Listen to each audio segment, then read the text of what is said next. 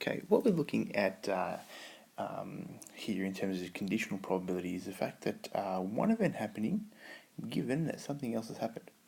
And what this does is that we look at an event happening, so probability of A happening, we do that with given that this other event B has happened. Now what this does, this thing B happening reduces our sample space. So it reduces the number of opportunities that A can happen. And we calculate that through this formula here, and you'll see this a lot, and some people can make sense of it. I've always found it difficult. What we're basically saying is that the probability of A intersecting with B over the probability of B equals the probability of A given B. Now, what does all that mean?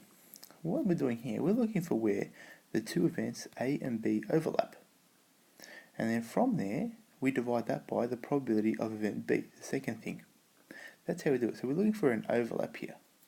Not an intersect. We can call it an intersect. I like to think of it as an overlap. It's where the two circles in a Venn diagram meet. So that's how that works. So whatever we've got, the second thing, like here, we've got probability of B given not A. So we put down probability of B intersecting with not A over the probability of not A.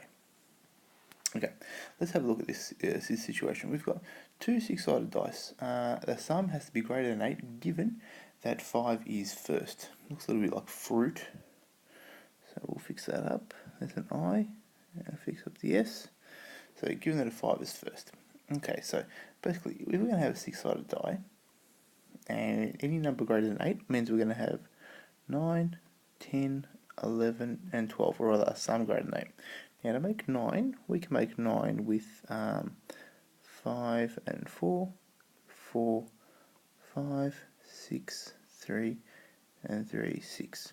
To make 10, it's 5 and 5, 6 and 4, or 4 and 6. To make 11, it's 5, 6, 6. 5 and 12, it's 6, 6. So now what we're doing is we're looking at the different methods. So we'll call this thing here A, and we call this B. So the sum being greater than 8 is A, and the 5 first is B. So we'll write this as A of A given B. So we can just use this formula straight up. So what we're looking at is sum being 8 given that 5 is first. So in order for us to calculate this, what we're doing is we're looking for an overlap. So we've got a probability. So the probability that is greater than 8 can happen 1, 2, 3, 4, 5, 6, 7, 8, 9, 10 different ways. So that's all these here. There they are. 4, 3 makes 7, 2 makes 9, and 1 there. So probability of A intersecting with B.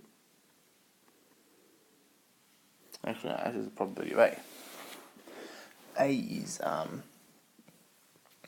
10 on 36. Let's get rid of some of this stuff.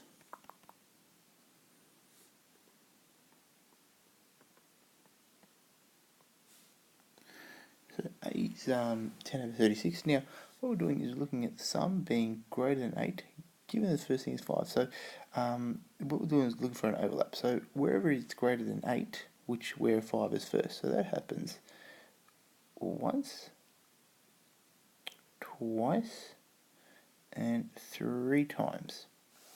So the probability of A intersecting with B is 3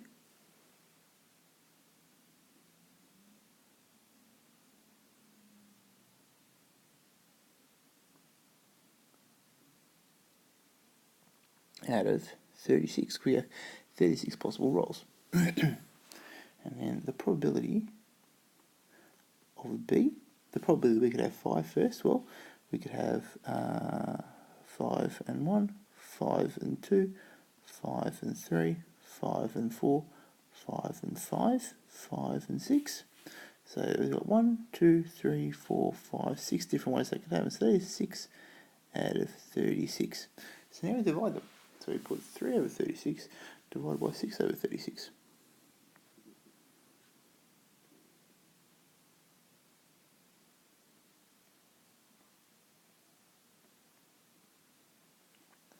and that becomes 3 over 36 times 36 over 6, and we end up with 1 over 2. So that's how we go about that. So first thing we've got to do, we've got to identify the intersection. So where the two things overlap, where is it greater than 8 and 5 is first. So we list all the possibilities where it's greater than 8, and then where we count up how many times 5 is first. And divide that by the second thing, where 5 could be first. Could have 5 and 1, 5 and 2, 5 and 3, 5 and 4, 5 and 5, 5 and 6, so that gives us our 6. Then whatever we have, whatever our overlap is, divide that by the second thing, and that's how we get our answer.